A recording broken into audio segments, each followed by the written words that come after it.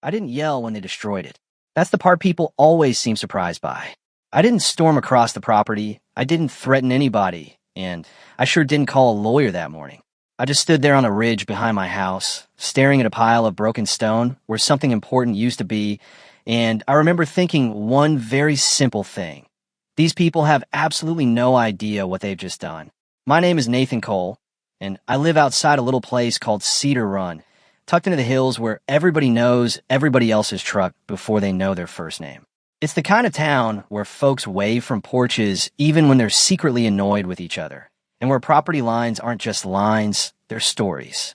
The stone wall they tore down sat along the highest ridge of my land. To most people, it looked like an old pile of rocks. To me, it was family history stacked one stone at a time. My grandfather, Walter Cole, started building it back in the early 70s. He wasn't much of a talker. The man could spend an entire afternoon beside you and somehow say fewer than 10 words. But give him a wheelbarrow and a pile of stone, and he'd create something that looked like it had been there forever. My dad spent decades maintaining it. Every storm, every washout, every hard winter, he'd walk that ridge and fix whatever the weather tried to steal. When I was a kid, he'd drag me along and hand me rocks that were always heavier than he claimed they were. I complained the entire time, and he'd laugh, telling me, "One day you'll appreciate this wall more than you appreciate that baseball glove." At the time, I thought he was crazy. Turns out he wasn't. The morning everything changed started with something that felt wrong before I even opened the door. The wind sounded different. That's the only way I can explain it. Usually the ridge broke the gusts before they reached the house. That morning the air came roaring straight through the property like somebody had opened a giant gate. I stood at the kitchen window holding a coffee mug and felt my stomach tighten before my brain caught up. By the time I started walking uphill, I already knew something was wrong. And when I reached the ridge, there it was. Or more accurately, there it wasn't. The wall was gone. Completely gone. Stones scattered across the hillside. Tire tracks gouged through the earth. Chunks of grass ripped up like somebody had attacked the ground itself. I stood there for what felt like 20 minutes without moving. Maybe it was 5. Maybe it was 30. I honestly don't know. Then I heard engines. Deep diesel engines. Heavy equipment. I looked across the valley and saw a massive construction site that hadn't existed 6 months earlier.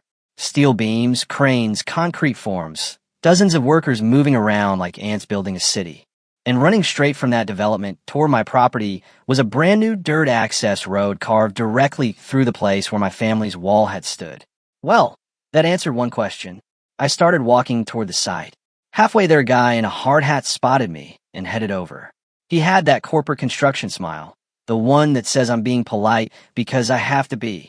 "Morning, sir," he called out. I glanced at the road behind him. What happened to my wall? His smile barely moved. Access optimization project. I blinked. Access optimization? He nodded. Engineering determined the structure interfered with the most efficient route for equipment transport. I actually laughed. Not because it was funny, because it was so ridiculous I thought maybe I misunderstood him. "You mean you tore down my family's stone wall?" He shifted his weight. "The area wasn't considered part of your primary activity zone, according to the survey."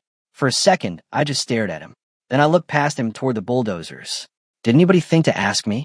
His expression tightened. All permits and approvals were properly processed. There it was. The sentence people use when they know they've done something wrong, but believe paperwork will protect them. I nodded slowly. "Got it." That's all I said. Then I turned around and walked away. The guy looked relieved, probably figured he'd avoided an argument. What he didn't know was that while I was walking back toward my house, a memory had started digging its way out of the back of my mind. Something my Uncle Everett mentioned years earlier after my father passed away. At the time, it sounded like boring property history. Standing there now, watching trucks drive across land they thought belonged to their plans, it suddenly felt a whole lot more important. Because somewhere down near the valley road was a piece of land most people had forgotten about.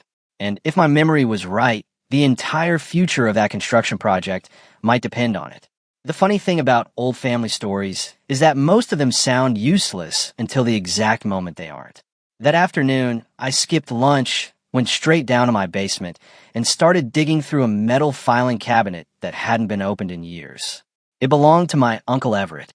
After he passed, nobody wanted to throw it away because everybody assumed there was probably something important in there. Nobody knew what that something was. Turns out, sometimes old men are smarter than the rest of us combined. The cabinet smelled like dust, paper, and forgotten decades. I spent hours flipping through survey maps, tax records, handwritten notes, property sketches, and enough legal paperwork to put an insomniac into a coma. Around 4 in the afternoon, I found it. A folded document tucked inside a manila folder labeled Valley Access. My heart started beating faster before I even opened it. Maybe instinct, maybe hope, maybe desperation. Whatever it was, it turned out to be right. The title across the top read Temporary Access Easement Agreement. I sat down on the concrete floor right there and started reading. Then I read it again. Then a third time, just to make sure I wasn't seeing what I wanted to see. The construction company wasn't actually using their own access road. The critical turning point connecting the Valley Road to the project site crossed a narrow strip of land that still belonged to my family. 40 years earlier, a mining company had been granted temporary access during an excavation project. Temporary, revocable, subject to termination by the property owner upon written notice. I leaned back against the filing cabinet and laughed out loud. Not because it was funny, because for the first time since they destroyed that wall, I could finally see the board. Until then, I'd been looking at a mess. Now I could see the game. The next morning, I made copies of everything. Property deeds, tax records, survey maps, historical photographs, every document that proved ownership. Then I drove into town. Cedar County's administrative building looked exactly like every county building in America. Faded paint, old brick, fluorescent lights that somehow made everybody look tired. Behind the front counter sat a woman named Margaret Doyle. Margaret had worked there longer than most people could remember. She probably knew more about local property disputes than half the lawyers in the state. She looked up as I walked in. "Nathan Cole," she said. "You look like a man carrying paperwork he wishes somebody else had to deal with." I smiled. "You have no idea." A few minutes later, she was reading the easement agreement. The deeper she got into it, the more serious her face became. Finally, she lowered the document and looked at me over her glasses.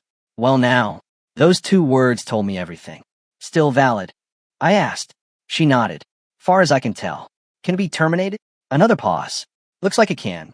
I slid the prepared notice across the counter. "Then, I'd like to terminate it." Margaret stared at me for a second, not judging, just calculating consequences. "Nathan, you understand this could stop a very large project." I thought about my grandfather stacking stones. I thought about my father repairing storm damage. I thought about standing on that ridge looking at 50 years of family history scattered across the grass. "That's not my problem," I said quietly. Margaret studied me for another second, then stamped the paperwork. The sound echoed louder than it should have. Sometimes the smallest noise changes everything. The first few days, nothing happened. Trucks kept moving. Construction continued. Workers showed up every morning. Cranes swung overhead. Part of me started wondering whether I'd misunderstood something. Maybe there was another access route. Maybe they found a workaround. Maybe I wasn't as clever as I thought. Then Monday morning arrived. I was drinking coffee on my porch when I heard brakes. Not normal brakes. Heavy truck brakes. Lots of them. I walked up toward the ridge and looked down into the valley. Bright orange barricades blocked the access point. County vehicles sat nearby with hazard lights flashing. A line of construction trucks stretched down the road farther than I could see. One concrete truck tried to maneuver around the closure. It failed.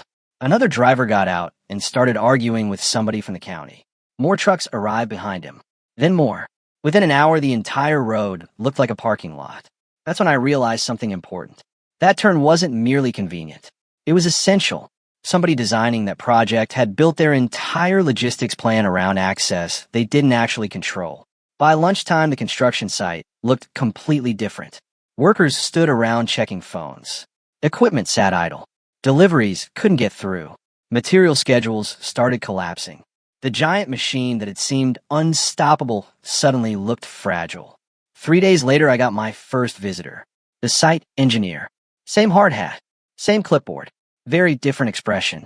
He walked onto my porch looking like a man who hadn't slept much. "Mr. Cole," he said, "we've got a problem." I nodded toward the valley. "Looks that way." He forced a smile. The easement termination created some unexpected complications. Funny, Your bulldozer created some unexpected complications, too. His jaw tightened. Look, maybe we can work something out. You mean before or after you destroy my property? He sighed. Nobody intended for this to become personal. I stared at him for several seconds. That's the problem. It was personal from the beginning. You just didn't notice. For the first time since we'd met, he had absolutely nothing to say. He left 10 minutes later without accomplishing anything. Over the next week, rumors spread through town. A friend who sold equipment heard the project was losing hundreds of thousands of dollars. Somebody at the diner claimed investors were asking questions. My neighbor Randy swore one subcontractor threatened to walk away entirely if delays continued. Randy wasn't always reliable, but the nervous activity around the construction site suggested he wasn't completely wrong. Then came the second visitor. This one was different. A black luxury SUV rolled up my driveway on a Thursday afternoon. Not a company truck, not a site vehicle. Executive transportation. The driver stayed inside while a man in an expensive suit stepped out. Mid-50s, sharp eyes, calm posture. The kind of person who spent his life solving problems by walking into rooms and making decisions. He introduced himself as Graham Whitaker, president of Summit Ridge Communities. In other words, the man whose name sat at the very top of the food chain. Mr. Cole, he said as he approached my porch. I've heard quite a lot about you. I leaned back in my chair. I've heard quite a lot about you too. He smiled slightly. Then maybe we can save some time. Something told me the real conversation was finally about to begin. Graham Whitaker stood on my porch for a moment, looking out across the valley before taking the empty chair across from me. Down below, the construction site sat in an awkward state of half-life. The cranes were still there, the workers were still showing up, but the rhythm was gone. Anybody who has ever watched a big operation run knows the difference. Momentum is everything, and once momentum breaks, people start getting nervous. Graham folded his hands together and got right to it. I'll be honest, Nathan. We need that access road reopened. I nodded. I figured. The delays are becoming expensive. I figured that too. A faint smile crossed his face. Not amusement. Respect. He knew I wasn't going to make this easy. For a few seconds, neither of us spoke. The wind rolled across the ridge, carrying the distant sound of machinery that wasn't moving nearly as much as it should have been. Finally, Graham leaned forward. What happened to your wall shouldn't have happened. There it was. The first real acknowledgement anybody from that company had offered. Not an excuse. Not a permit. Not a technical explanation. An admission. No, I said quietly. It shouldn't have. He nodded once. I'm prepared to rebuild it. Completely. We'll cover every expense. I looked toward the ridge where broken stones still rested in the grass. That's a start. He waited. Smart people know when not to interrupt. But it isn't enough. His eyes narrowed slightly. Not angry. Calculating. Tell me what enough looks like. Now here's the thing. People assume I spent those 2 weeks plotting revenge. Truth is, I didn't. I spent most of that time thinking about what actually mattered. The wall mattered. The land mattered. My family's history mattered. Making somebody suffer for the sake of suffering didn't. So I gave him 3 conditions. First, I said, the wall gets rebuilt by real stonemasons. No concrete forms. No decorative landscaping crew pretending they know what they're doing. I want craftsmen. Graham nodded immediately. Done. Second, that ridge gets officially recognized as a protected historical boundary within your development plans. No future expansion touches it without my written approval. That one took longer. He looked toward the valley, mentally calculating meetings, permits, zoning boards, paperwork. Finally, he nodded. I believe we can make that happen. I leaned forward slightly. And third, that was the one that mattered. If you want permanent access through that turn, then we create a permanent easement agreement, annual compensation, written protections, everything legal and enforceable. The silence that followed lasted several seconds. Graham didn't speak. He simply stared out across the valley while numbers moved through his head. Costs, delays, investors, deadlines, alternative routes, engineering studies, probably 100 different possibilities. Then he surprised me. That's fair. I blinked. Honestly, I expected a fight. Lawyers, negotiation tactics, corporate pressure. Instead, he simply accepted reality. You're agreeing awfully fast, I said. He chuckled softly. Nathan, Every hour that site sits idle costs more than you're asking for in a year. Well, when you put it that way, we shook hands before sunset. Not because the conflict was over, but because both of us understood something important. We had finally started talking to each other like human beings instead of obstacles. The paperwork moved quickly after that. Amazing how efficient systems become when enough money is involved. Within 48 hours, the barricades came down. Trucks started moving again. Deliveries resumed. The giant machine lurched back to life. But this time, there was a difference. Every vehicle making that turn was doing so because an agreement existed, not because somebody assumed they could. A week later, the stone arrived. Carefully selected limestone, stacked neatly along the ridge. Then came the stonemasons. Older guys mostly. Quiet men with rough hands and patient eyes. The kind of craftsmen who measure success in decades instead of deadlines. I spent a lot of afternoons sitting nearby while they worked. Sometimes we'd talk. Sometimes we'd sit in silence. One afternoon, an older mason named Frank brushed dust from a stone and studied the remaining sections of the original wall. Whoever built this first knew exactly what he was doing, he said. I smiled. My grandfather. Frank nodded approvingly. Good man. You never met him. He tapped the stone into place. Didn't need to. That hit me harder than I expected. Because he was right. Some people leave behind signatures that don't require names. You can see them in what they build. By the end of autumn, the wall stood again. Maybe stronger than before. Definitely straighter than before. My father probably would have complained about that part. He always claimed a slightly crooked wall had more character. The development continued too. New homes appeared. Streets took shape. Families started moving in. Life kept going just like it always does. And every so often I'd see a moving truck make that turn down in the valley and disappear into the neighborhood beyond. The funny thing is, people still ask me whether I won. I never know how to answer. Did I win because I got the wall rebuilt? Maybe. Did I win because the company had to negotiate with me? Possibly. Did they lose? I'm not sure they did either. The project was completed. People bought homes. Jobs were created. The town grew. Maybe the real lesson wasn't about winning at all. Maybe it was about what happens when institutions become so focused on efficiency that they forget they're dealing with places that mean something to somebody. And maybe it's also about what happens when ordinary people remember they still have leverage, even against organizations much bigger than themselves. I still walk that ridge sometimes in the evening. The wind sounds the way it's supposed to now. The wall stands where it always stood.